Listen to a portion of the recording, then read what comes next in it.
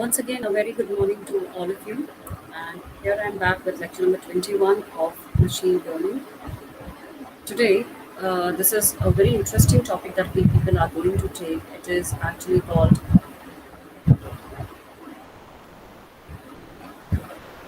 the random forest. So, in today's lecture, we are going to understand what exactly is random forest. So, stay tuned with me and keep on learning as we are going to cover up this very efficient algorithm in machine learning, which is based on classification techniques. So, keep on learning and stay tuned.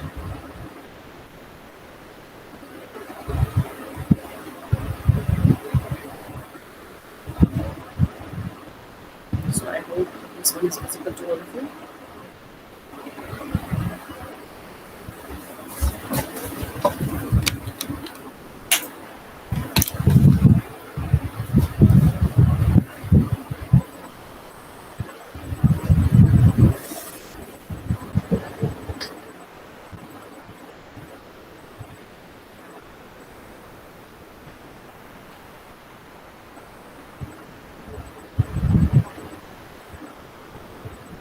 So, we are going to understand this new algorithm that is random forest, and it is not a very new algorithm. It has been working out since classification data mining was introduced.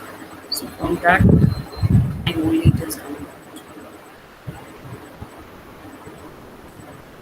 So here, let us see what exactly are the objectives of this tutorial. We'll see the tree representation.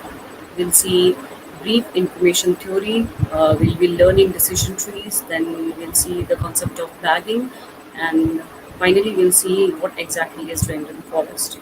So these will be the objectives of today's lecture.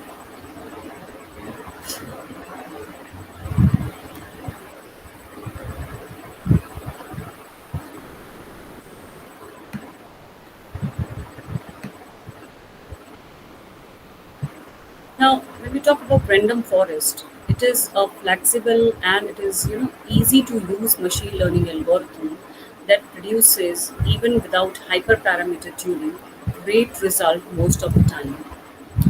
It is also one of the most used algorithms because of its simplicity and diversity.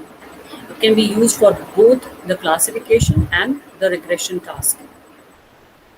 Now, as we have seen, what exactly is random forest? So let us understand that random forest is a supervised learning algorithm. The forest it builds is an ensemble of decision trees, usually trained with the bagging method.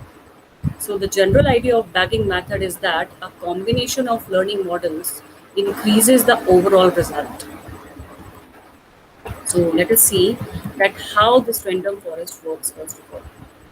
So as I've told you that random forest is a supervised learning algorithm. The forest it builds, as I told, that it is an ensemble of decision trees, which is usually trained with the bagging method. So the general idea of bagging method is that combination of learning model increases the overall result. Now, putting it down very simply, random forest builds multiple decision trees and it merges them together to get a more accurate and stable prediction. Now, one big advantage of random forest is that it can be used for both classification and regression problems, which form the majority of current machine learning systems. Now, let's look at the random forests in classification, since the classification is sometimes considered the building block of machine learning.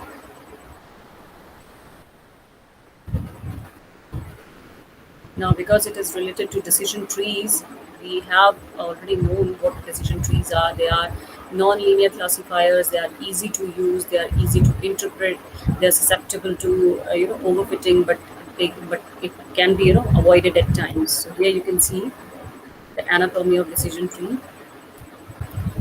So what do we do here? The blue, the blue diamond shape that you're seeing, they are considered to be nodes, and here each node is a test on one attribute. So after your testing, there are possible attribute values of the nodes that we can see, like for outlook, we can have sunny, overcast, or rain. And finally, the terminal nodes that you are seeing, terminal nodes, like they are colored from pink and yellow. You can see these leaf nodes. They are called leaf nodes, or the external nodes, or you can say the terminal nodes, which are terminating a given tree. So they have the decisions like humidity, in that you can see no or yes. Even in windy, you can see no or yes. So these are the decisions made by the decision tree. So this is how the decision trees actually work. They make the decision at the end on the terminal nodes. So a random forest has nearly the same hyperparameters as a decision tree or a bagging classifier. But fortunately, there's no need to combine a decision tree with a bagging classifier, because you can easily use a classifier class of random forest. Now with the random forest, you can also deal with regression tasks by using algorithms regressor. Now, see, the random forest adds additional randomness to the model while growing the trees. Instead of searching for the most important feature while splitting a node, it searches for the best feature among a random subset of features. Now, this results in a wide diversity that generally results in a better model.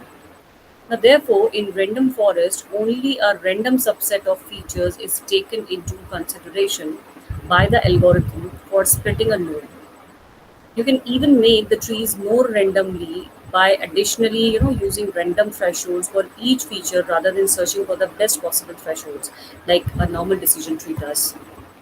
So here, understand that what is the real life analogy. Now, let's say that Andrew wants to decide where to go during 1 year vacation. So he asks the people who know him best for suggestions. The first friend he seeks out asks him about the likes and the dislike of his past travels. Now, based on the answers, he will give Andrew some advice. Now, this is a typical decision tree algorithm approach. Andrew's friend created rules to guide his decisions about what he should recommend by using Andrew's answers. Now, afterwards, Andrew start asking more and more of his friends to advise him, and they again ask him different questions they can use to derive some recommendations from. Finally, Andrew chooses the places what that where recommend the most to him, which is a typical random forest algorithm approach. So here, what is the feature importance? See, another great quality of random forest algorithm is that it is very easy to measure the relative importance of each feature on the prediction. sklearn provides a great tool for this that measure features importance by looking at how much the tree nodes that use the feature reduce impurity across all the trees in the forest. Now it computes this score automatically for each feature after training and scales the results so the sum of all importance is equals to 1. Now, if you don't know how a decision tree works or what a leaf or node is, here is a good description from Wikipedia that in a decision tree, each internal node represents a test on an attribute. Example, whether a coin flip comes up heads or tails. So each branch represents the outcome of the test, and each leaf node represents a class label. So decision taken after computing all attribute, right? So a node that has no child is a leaf node. As I have already told you, it is called terminal node or a leaf node. Now, by looking at the feature importance, you can decide which features to possibly drop because they don't contribute enough or sometimes nothing at all to the prediction process. Now, this is important because a general rule in machine learning is that the more features you have, the more likely your model will suffer from overfitting and vice versa. So let us understand what is the difference between decision trees and random forest.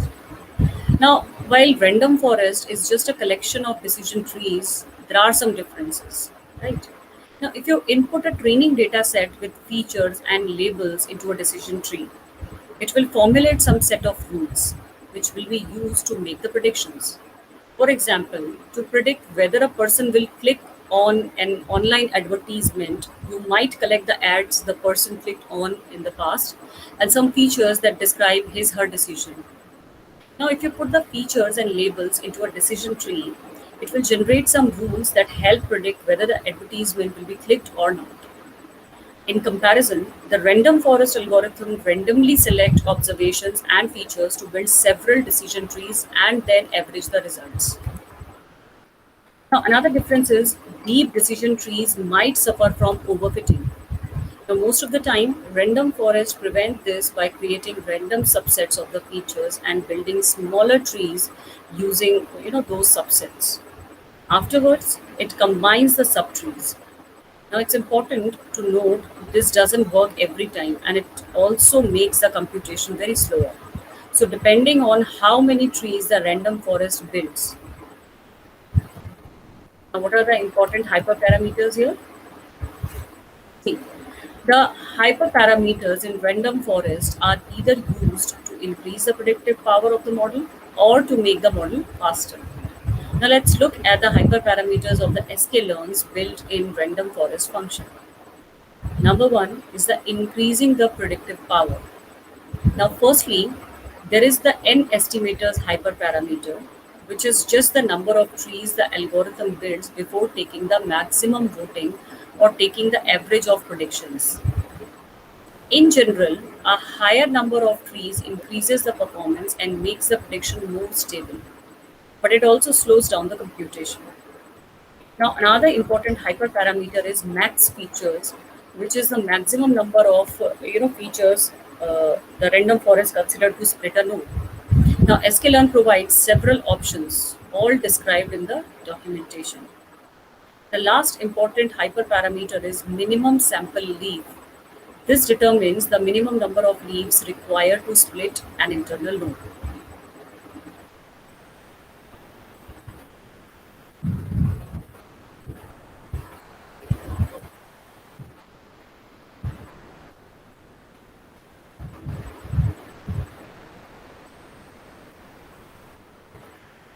The second one is increasing the model's speed. So the njobs hyperparameter tells the engine how many processor it is allowed to use. If it has a value of 1, it can only use one processor. A value of -1 means that there is no limit. The random state hyperparameter makes the model's output replicable. The model will always produce the same results when it has a definite value of random state and if it has been given the same hyperparameters and the same training data. Lastly, there is the OOB score, also called OOB sampling, which is a random forest cross validation method. Now, in this sampling, about one third of the data is not used to train the model, and can be used to evaluate its performance. So these samples are called the out of bag samples. It is very similar to the leave one out cross validation method, but almost no additional computational burden goes along with it.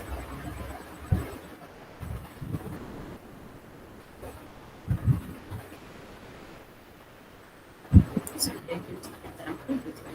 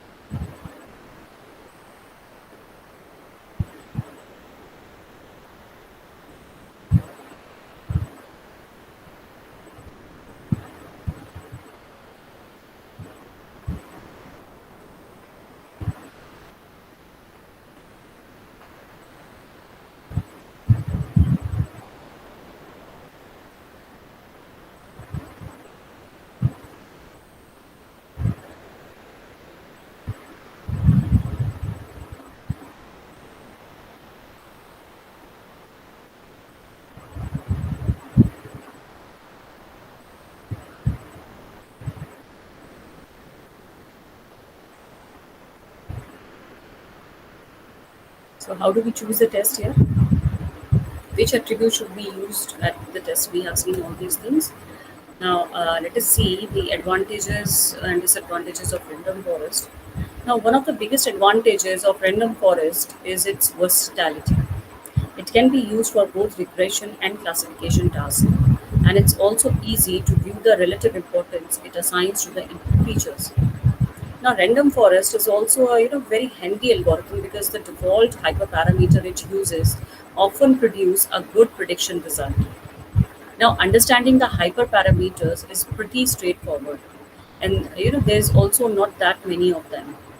Now, one of the biggest problems in machine learning is overfitting, but most of the time this won't happen thanks to the random forest classifier.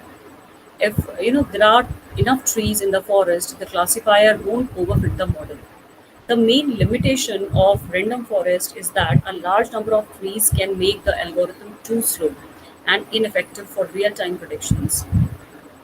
Now, in general, these algorithms are fast to train, but quite slow to create predictions once they are trained.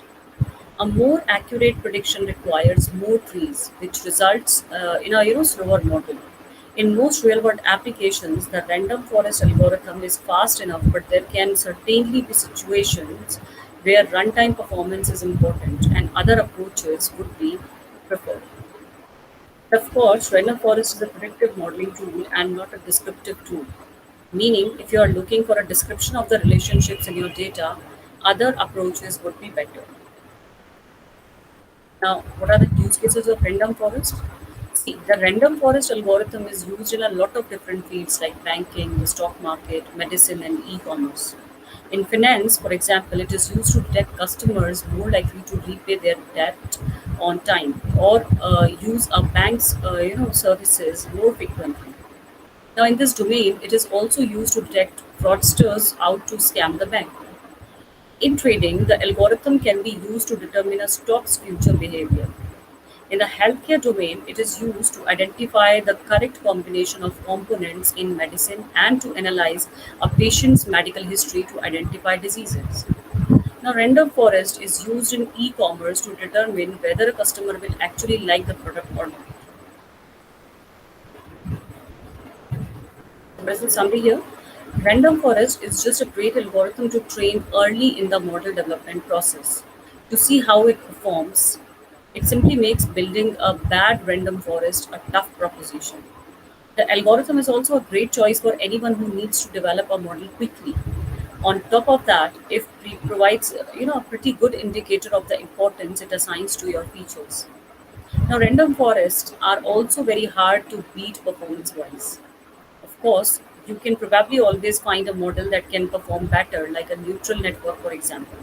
But these usually takes more time to develop, though they can handle a lot of different feature types like binary, categorical, and numerical. Now, overall, if we talk, the random forest is very fast, simple, and flexible tool, but no, and not without some limitations.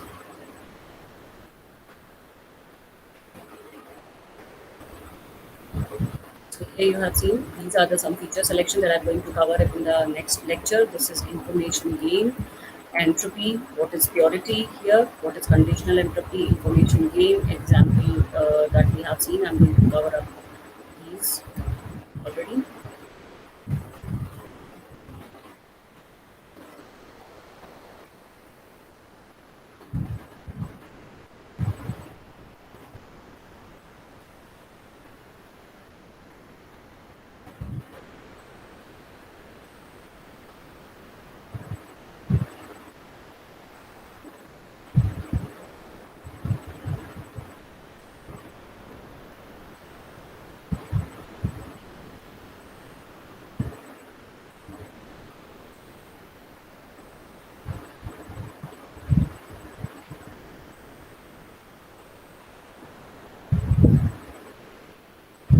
So these are the trees as you can see, this decision trees. Here you can see what how we are merging them up to find a random forest. This is how we can do.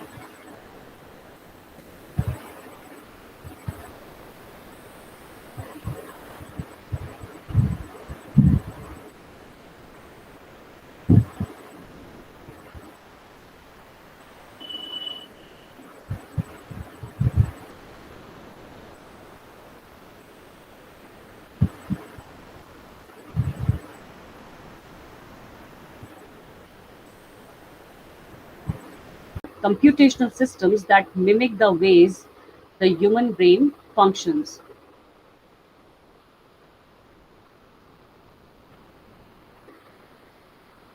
Now, what is the technology? Now, see, when we talk about this deep learning,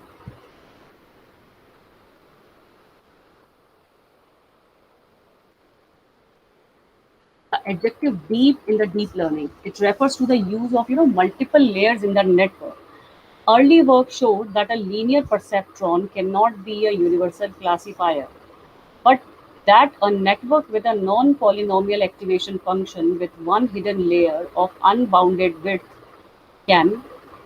Deep learning is a modern variation which is concerned with an unbounded number of layers of bounded size, which permits practical application and optimized implementation while retaining theoretical universality under mild conditions.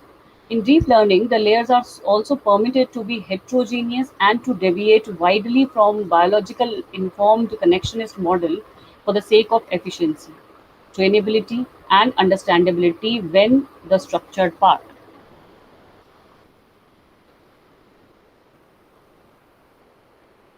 As we have seen that deep learning is a class of machine learning algorithms that uses multiple layers to progressively extract higher level features from the raw input. For example, in image processing, lower layers may identify edges, while higher layers may identify the concepts relevant to a human, such as digits or letters or faces.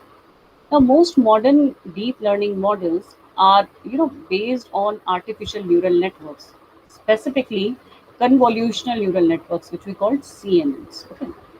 Now, although they can also include propositional formulas or latent variables organized layer-wise in deep generative models, such as the nodes in deep belief networks and deep Boltzmann machines. Now, in deep learning, each level learns to transform its input data into a slightly more abstract and composite representation. In an image recognition application, the raw input may be a matrix of print pixels. The first representational layer may abstract the pixels and encode edges. The second layer may compose and encode engagements or arrangements of the edges. The third layer may encode a nose and eyes, and the fourth layer may recognize that the image contains a face. Importantly, a deep learning process can learn which features to optimally place in which level on its own. This does not completely eliminate the need for hand tuning. For example, varying numbers of layers and layer sizes can provide different degrees of abstraction. So as much as the layers, as much as the abstraction. Now the word deep in deep learning refers to the number of layers through which the data is transformed.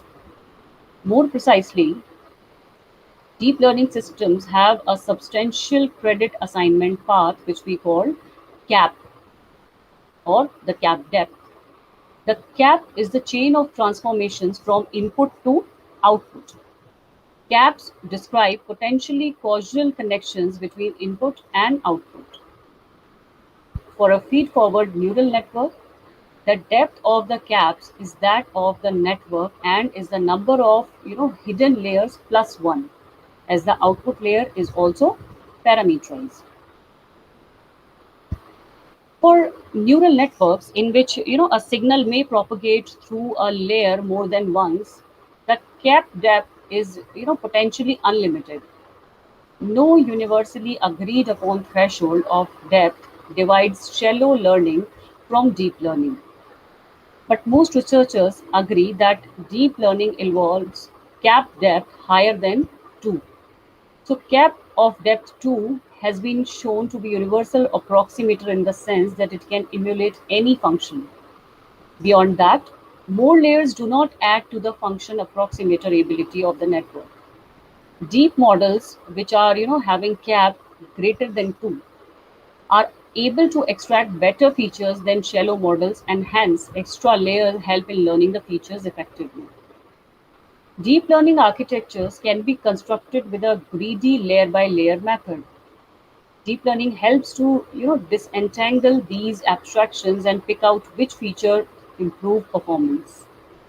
For supervised learning tasks, deep learning method eliminate future engineering by translating the data into compact intermediate representation akin to principal components and derive layered structures that remove redundancy in representation. So deep learning algorithms can be applied to even unsupervised learning tasks. As I already told you, it can be applied to any type of learning, right? Now, this is an important benefit because unlabeled data are more abundant than the labeled data, as we have discussed in unsupervised learning algorithms lecture. Examples of deep structures that can be trained in an unsupervised manner are neural history compressors and deep belief networks.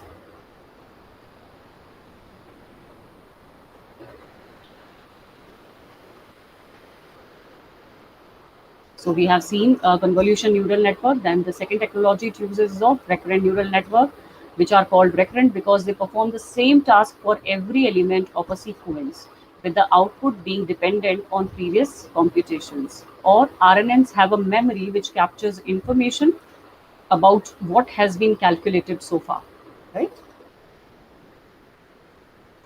As I told you, the third technology that it uses is long short term memory, LSTM, that can learn very deep learning tasks that require memories of events that happened thousands or even millions of discrete time steps ago.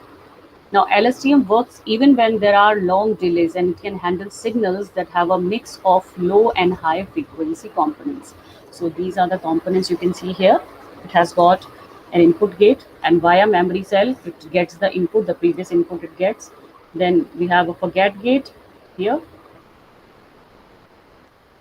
and whatever it gives it comes out for the output gate, and it goes in the memory cell as well. It stores in the memory cell as well. Now how does it work? What is the working? Consider the following handwritten sequence like 504192. Have you seen how quickly I have identified the digits? So I have done it effortlessly. I have recognized this thing. But the difficulty of visual pattern recognition becomes very apparent if you attempt to write a computer program to recognize such kind of handwritten digits. So what will happen in this case? Let us assume this is the case. Now can you understand? Here you see there are different people who have different style of writings. So these are some of the handwritten characters. Now can you imagine how your machine is going to understand that what has written in it? So this is a very crucial task for or your machine to recognize such kind of written characters. So the idea of neural network is to develop a system which can learn from these large training examples. We need to feed in the data. We need to feed in such kind of handwritten samples to our machine. We need to train our machine over these kind of samples so that in future, if you give or you're going to test your machine over such kind of handwritten characters, it can compare them with the previously stored results, and it can correctly identify the characters. So each neuron assigns a weights to its input, how correct or incorrect it is relative to the task being performed. So the final input is then determined by the total of those weightings. So what is the basic approach? It is the binary classifier that it takes. So when we talk about the formulation of deep learning, it is basically the basis of deep learning is it is actually classification, which can be it can be detection of something, it can be ranking of something, or it can be a regression task. So here is the formula which is given. See W into X, where I have told you that for every input there is a weight assigned to it. So here what we have done is they are the training sets, and in training sets for every input there is a weight assigned. Plus we have a bias which we are adding to it, which gives us the score. And after getting scores, we calculate the probability whether it is probability of detecting something or not detecting something, and these are the results that we get. This is called cross entropy.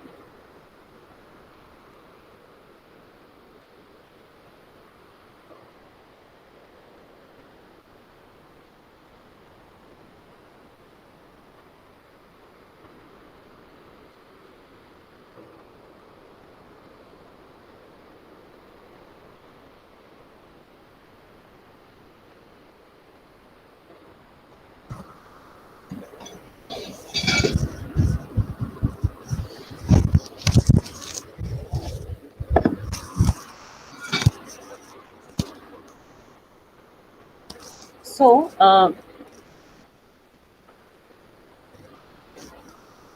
what are the interpretations here? Deep neural networks are generally interpreted in terms of universal approximation theorem or probabilistic inference. The classic universal approximation theorem concerns the capacity of feed-forward neural networks with a single hidden layer of finite size to approximate continuous functions. In 1989, the first proof was published by George Sibenko for sigmoid activation functions and was generalized to feed-forward multi-layer architectures in 1991 by Kurt Hornig. Recent work also showed that the universal approximation also holds for non-bounded activation functions such as rectified linear unit. The universal approximation theorem for deep neural network concerns the capacity of networks with bounded width but the depth is allowed to grow. Liu et al. Proved that if the width of a deep neural network with ReLU activation is strictly larger than the input dimension, then the network can approximate any Lebesgue integrable function. If the width is smaller or equal to the input dimension, then deep neural network is not a universal approximator. The probabilistic interpretation derives from the field of machine learning. It features inference as well as the optimization concepts of training and testing related to fitting and generalization respectively. More specifically, the probabilistic interpretation considers the activation nonlinearity as a cumulative distribution function. The probabilistic interpretation led to introduction of dropout as a regularizer in neural network. The probabilistic interpretation was introduced by researchers including Hopfield, Widrow and Narain, and popularized in surveys such as the one by Bishop.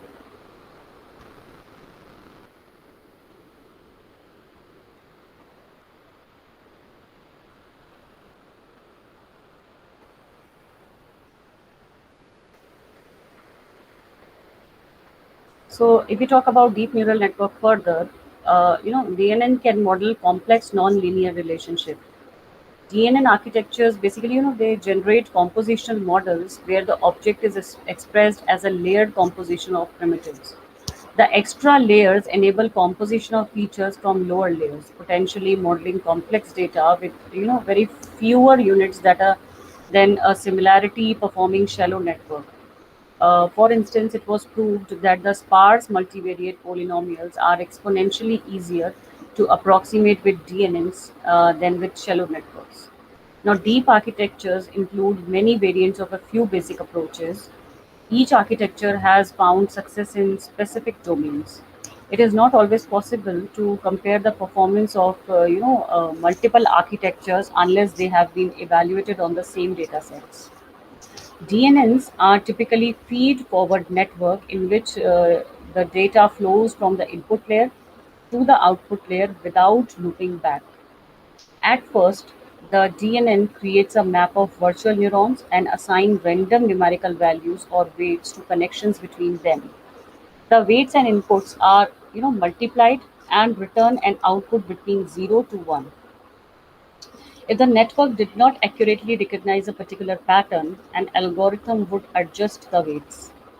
That way, the algorithm can make certain parameters more influential until it determines the correct mathematical manipulation to fully process the data. The recurrent neural networks in which data can flow in any direction are used for applications such as language modeling and LSTM, the long short term memory, is particularly it is effective for its use. Whereas convolutional deep neural networks are used in computer vision. CNNs also have been applied to acoustic modeling for automatic speech recognition or ASR.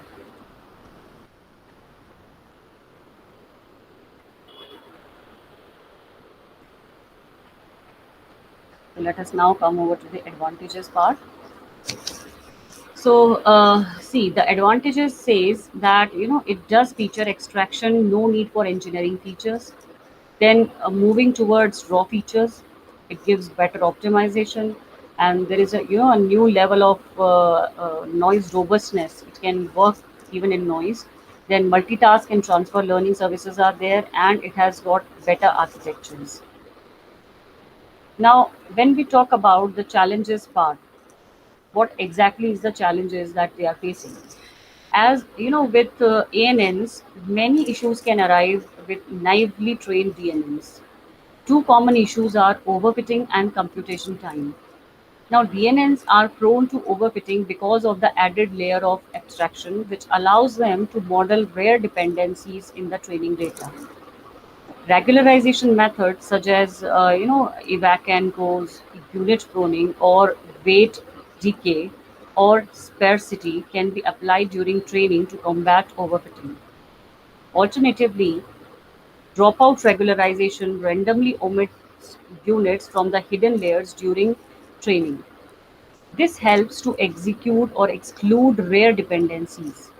Finally, data can be augmented via methods such as cropping and rotating such that the smaller training sets can be increased in size to reduce the chances of overfitting. Now, the DNNs must consider many training parameters such as the size. Now, size is what? The number of layers and the number of units per layer, the learning rate and the initial weights. Sweeping through the parameter space for optimal parameters may not be feasible due to the cost in time and computational resources. Various tricks, such as batching, computing the gradient on several training examples at once rather than individual examples, speed up computation. Large processing capabilities of many core architectures, such as GPUs or the Intel Xeon Phi, have produced significant speed ups in training. Because of the suitability of such processing architectures for the matrix and vector computations. Alternatively, engineers may look for other types of neural networks with more straightforward and convergent training algorithms. CMAC is one such kind of neural network. It doesn't require learning rates of randomized initial weights for CMAC. The training process can be guaranteed to converge in one step with a new batch of data, and the computational complexity of the training algorithm is linear with respect to the number of neurons involved.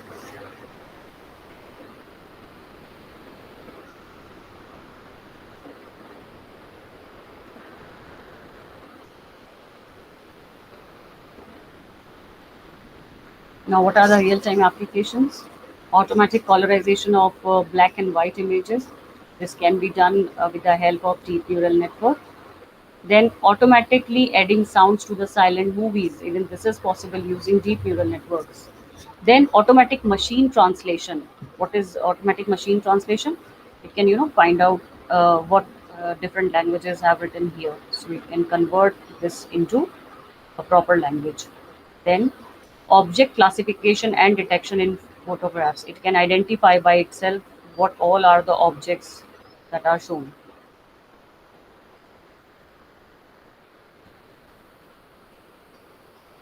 Then automatic handwriting recognition. We have seen this thing, one example of it, that it can understand and it can recognize with the help of training samples. It can understand what have you written.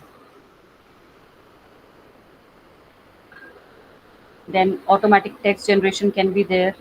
Automatic image caption generation. Image captions can be given automatically. Automatically game playing is the example of deep neural network online chess playing, where one is the user itself and another one is the computer. So computer part is being played by deep neural networks. So what is the future scope? If we talk about the future scope, deep learning will speed search for extraterrestrial life. Robert, short for robotic exoplanet recognition for exoplanets that are beyond our solar system. So even it is, going to cover up for this. For astronauts, next steps on journey to space will be virtual. So even this is an example. Droughts and deep learning, measuring water where it is scarce and where it is abundant in nature. Even this can be judged out. So these are all the scopes and the application area of deep neural networks. So here we reach to the conclusion part, which says The low maturity of deep learning and its applications, such as large deep neural networks, achieve the best results on speech recognition, visual object recognition, and several language-related task fields warrants extensive future research. Nevertheless, the possibilities of deep learning in future are infinite, ranging from driverless cars to robots exploring the universe and to what not if the upcoming architectures are creative enough. These are the references that I have taken. I have even taken the reference from Wikipedia as well. The history part has been taken up from the Wikipedia, and some of the, the interpretation part has been taken up by Wikipedia. So even you can go through these references to know more about deep learning networks. So this is about the complete lecture of deep learning today.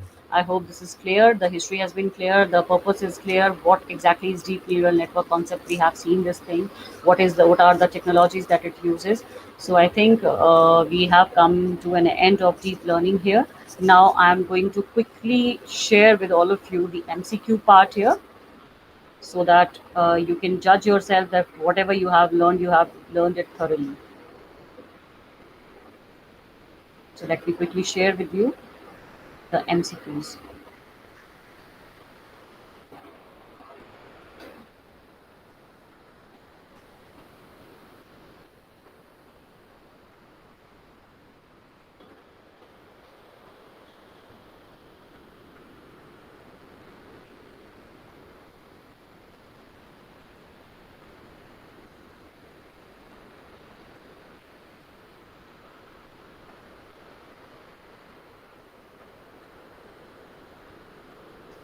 So these are the MCQs that you are going to cover up today. So quickly go through it and try to answer. Now here, question number one says, which of the following is a subset of machine learning? Is it NumPy? Is it SciPy, deep learning, or all of the above? The second question asks you how many layers deep learning algorithms are constructed. Is it two layer, three layer, four layer, or five layer? And the first layer is called the inner layer, outer layer, hidden layer, or none of the above. So I hope everything is very already clear to you, so you are able to quickly identify the things. So try to answer quickly.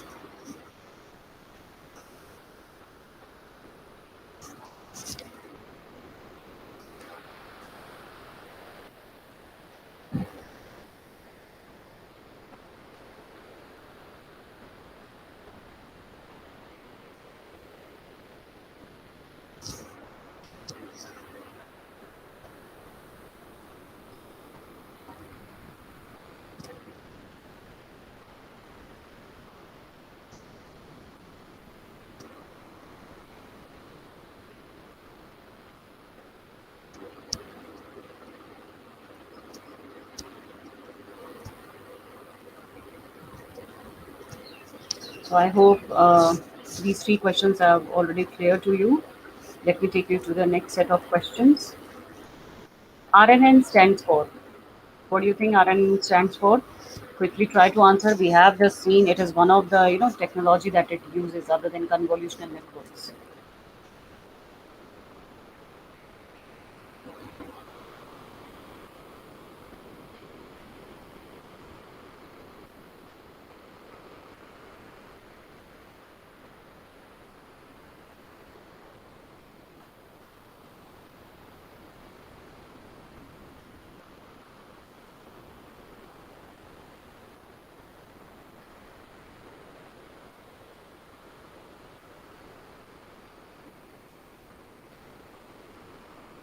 Now I hope you were able to answer the question here. Let me take you to the next set of questions. Number 5 and 6. Which of the following is or are common uses of RNN, recurrent neural network? Businesses help security traders to generate analytic reports, detect fraudulent credit card transactions, provide a caption for images, or all of the above. And the next question is, which of the following is well suited for perpetual tasks? Feed forward neural networks, recurrent neural networks, convolutional neural networks, reinforcement learning? Try to answer it quickly.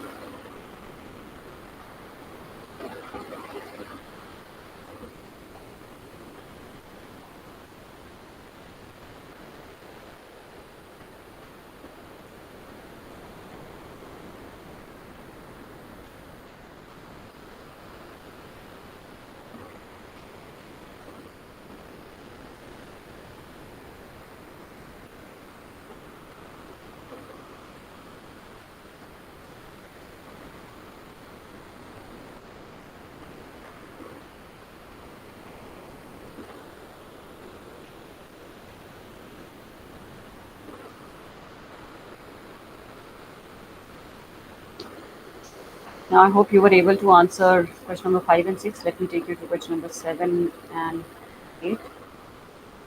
CNN is mostly used when there is an structured data, unstructured data, both A and B, or none of the above. And question number 8 says, which neural network has only one hidden layer between the input and the output? Do we call it shallow neural network? Is it deep neural network, feed-forward neural network, or recurrent neural networks?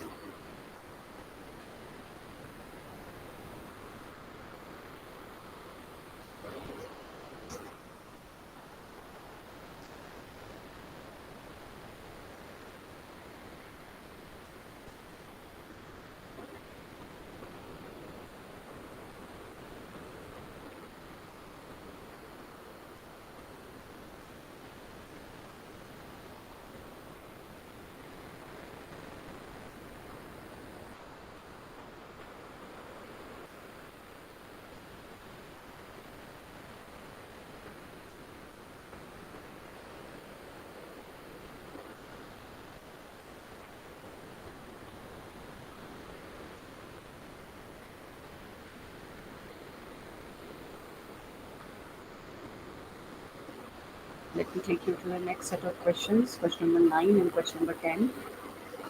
Which of the following is limitation of deep learning? Is it data labeling, obtain huge training data sets, both A and B, or none of the above?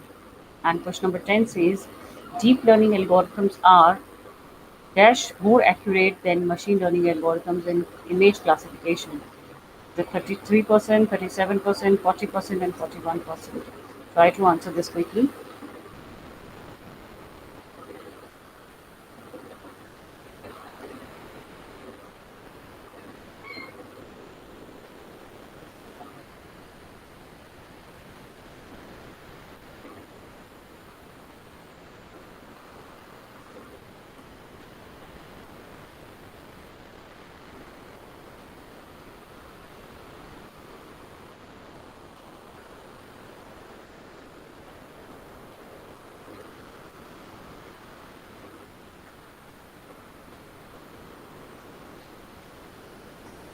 So I hope you were able to answer all these questions correctly in this MCQ.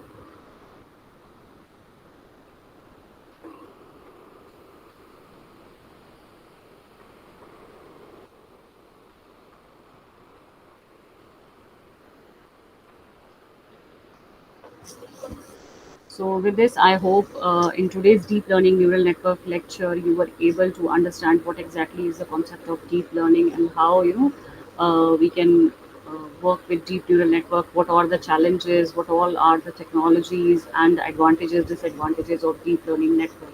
We have seen all of them. I hope all of these things are clear to you. And in case if you have any kind of queries, you can just post your questions and your queries in the comment section to get get answered. So till then, I'll be coming over with few more important concepts of machine learning in my coming lectures. So please stay tuned and keep learning. Thank you.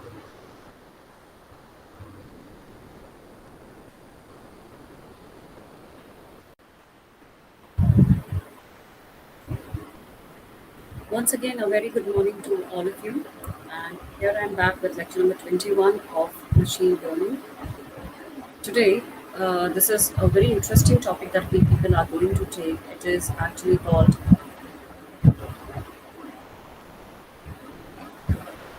the random forest. So In today's lecture, we are going to understand what exactly is random forest. So, stay tuned with me and keep on learning as we are going to cover up this very efficient algorithm in machine learning, which is based on classification techniques. So, keep on learning and stay tuned.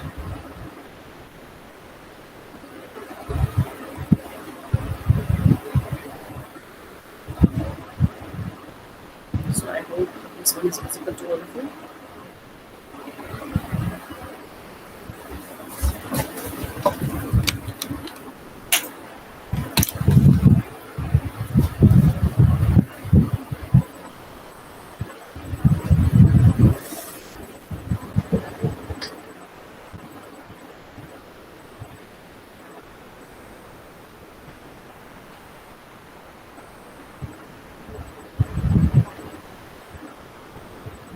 So, we are going to understand this new algorithm that is random forest, and it is not a very new algorithm. It has been working out since classification data mining was introduced. So from that time only it is coming. So here, let us see what exactly are the objectives of this tutorial. We'll see the tree representation. We'll see brief information theory. We'll be learning decision trees. Then we'll see the concept of bagging, and finally we'll see what exactly is random forest. So these will be the objectives of today's lecture.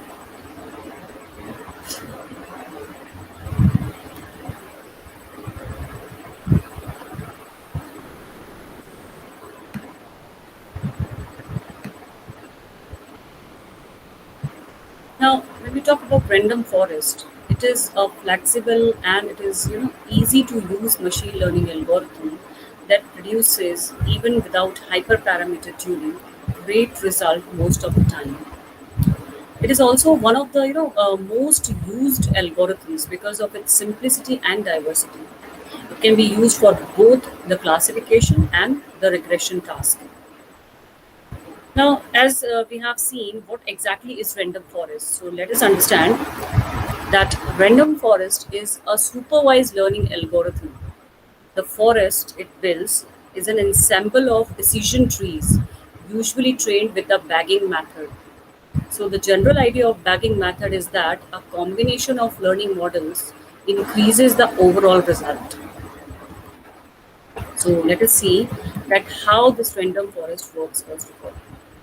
So as I've told you that random forest is a supervised learning algorithm. The forest it builds, as I told, that it is an ensemble of decision trees, which is usually trained with the bagging method.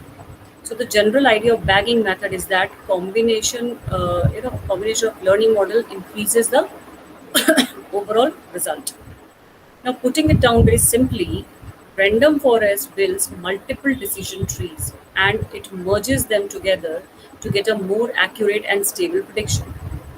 Now, one big advantage of random forest is that it can be used for both classification and regression problems, which form the majority of current machine learning systems. Now, let's look at the random forests in classification, since the classification is sometimes considered the building block of machine learning.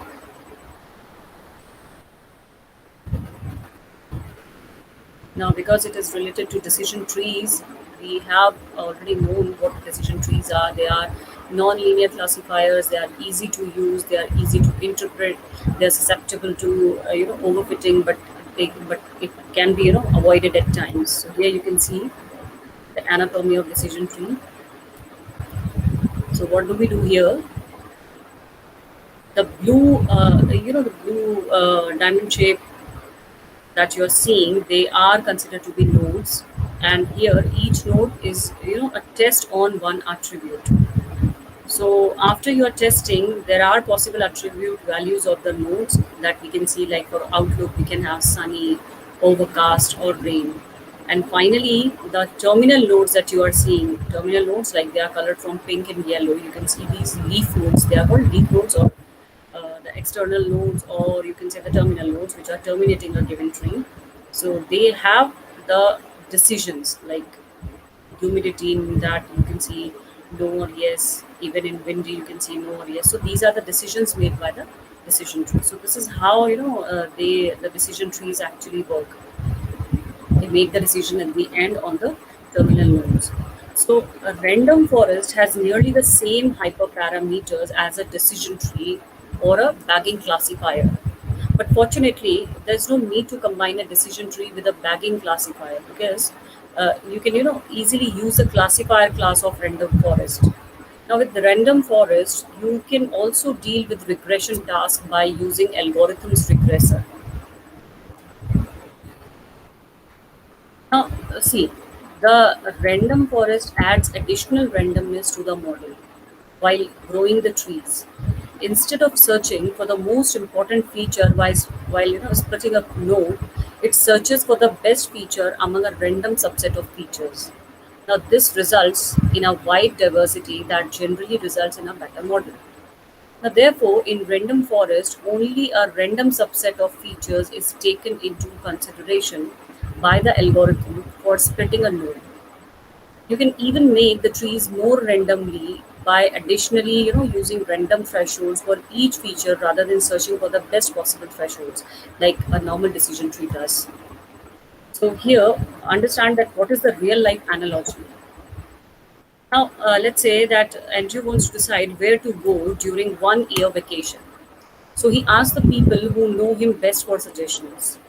The first friend he seeks out asks him about the likes and the dislike of his past travels. Now, based on the answers, he will give Andrew some advice. Now, this is a typical decision tree algorithm approach. Andrew's friend created rules to guide his decisions about what he should recommend by using Andrew's answers. Now, afterwards, Andrew start asking more and more of his friends to advise him, and they again ask him different questions they can use to derive some recommendations from. Finally, Andrew chooses the places what that where recommend the most to him, which is a typical random forest algorithm approach. So here, what is the feature importance? See, another great quality of random forest algorithm is that it is very easy to measure the relative importance of each feature on the prediction. sklearn provides a great tool for this that measure features importance by looking at how much the tree nodes that use the feature reduce impurity across all the trees in the forest. Now it computes this score automatically for each feature after training and scales the results so the sum of all importance is equals to 1. Now, if you don't know how a decision tree works or what a leaf or node is, there is a good description from Wikipedia that in a decision tree, each internal node represents a test on an attribute. Example, whether a coin flip comes up heads or tails. So each branch represents the outcome of the test, and each leaf node represents a class label. So decision taken after computing all attribute, right? So a node that has no child is a leaf node. As I have already told you, it is called terminal node or a leaf node. Now, by looking at the feature importance, you can decide which features to possibly drop because they don't contribute enough or sometimes nothing at all to the prediction process. Now, this is important because a general rule in machine learning is that the more features you have, the more likely your model will suffer from overfitting and vice versa. So let us understand what is the difference between decision trees and random forest. Now, while random forest is just a collection of decision trees, there are some differences, right? Now, if you input a training data set with features and labels into a decision tree, it will formulate some set of rules which will be used to make the predictions. For example, to predict whether a person will click on an online advertisement, you might collect the ads the person clicked on in the past and some features that describe his her decision. Now, if you put the features and labels into a decision tree, it will generate some rules that help predict whether the advertisement will be clicked or not. In comparison, the random forest algorithm randomly select observations and features to build several decision trees and then average the results. Now, another difference is deep decision trees might suffer from overfitting. Now, most of the time, random forests prevent this by creating random subsets of the features and building smaller trees using those subsets. Afterwards, it combines the subtrees. Now, it's important to note this doesn't work every time, and it also makes the computation very slower.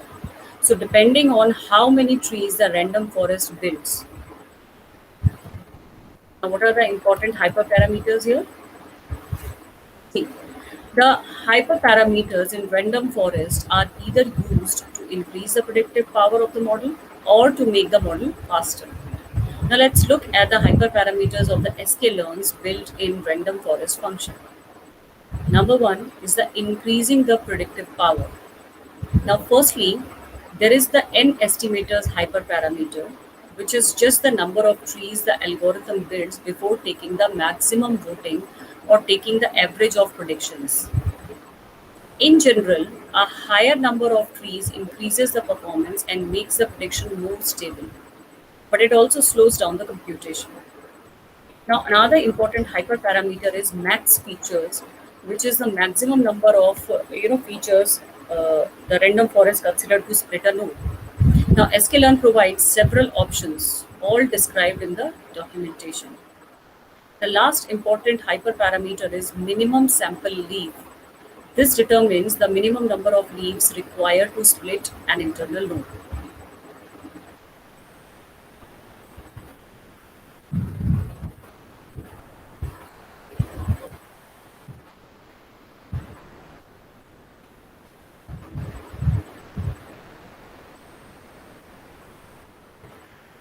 The second one is increasing the model's speed.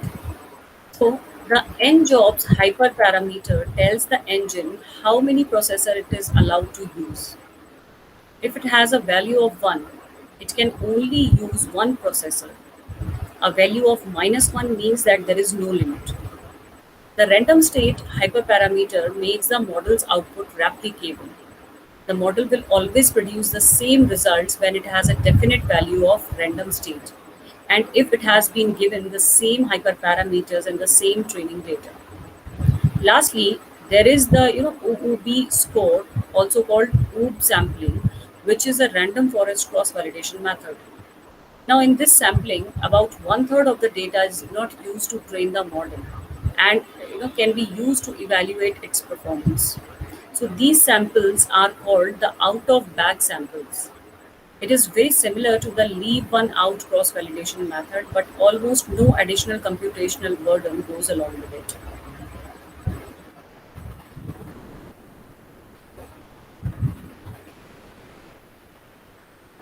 So here is an example with my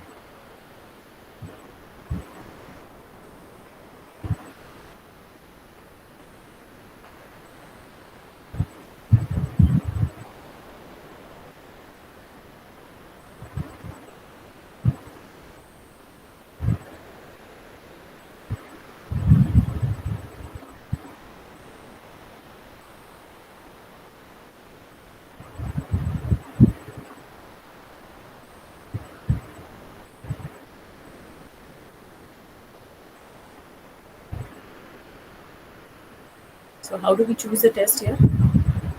Which attribute should be used at the test? We have seen all these things.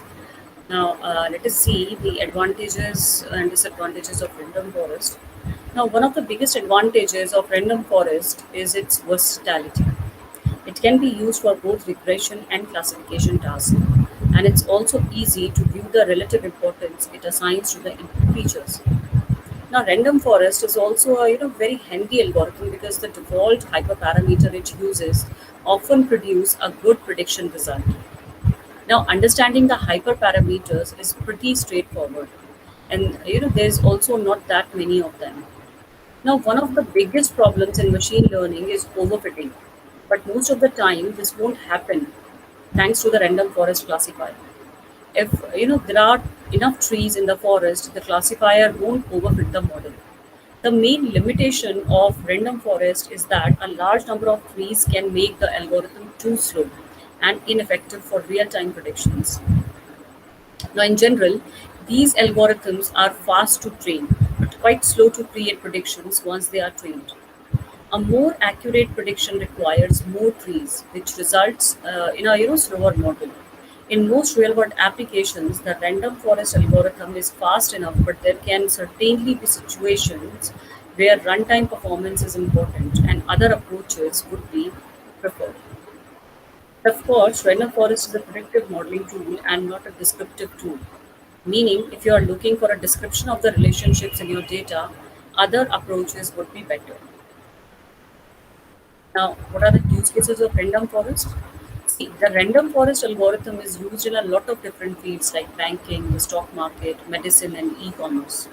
In finance, for example, it is used to detect customers more likely to repay their debt on time or use a bank's services more frequently. Now, in this domain, it is also used to detect fraudsters out to scam the bank. In trading, the algorithm can be used to determine a stock's future behavior. In the healthcare domain, it is used to identify the correct combination of components in medicine and to analyze a patient's medical history to identify diseases.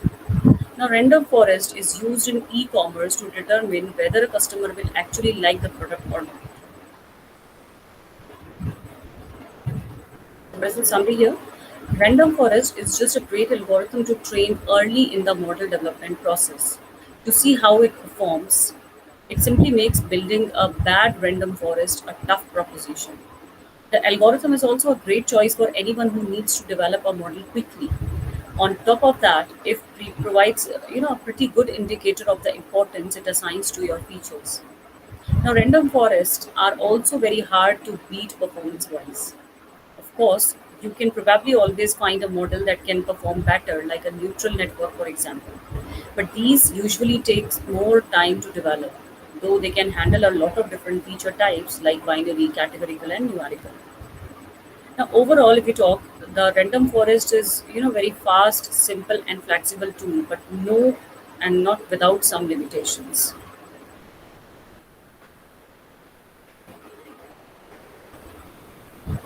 So here you have seen these are the some feature selection that I'm going to cover in the next lecture. This is information gain, entropy, what is purity here, what is conditional entropy, information gain, example that we have seen. I'm going to cover up these already.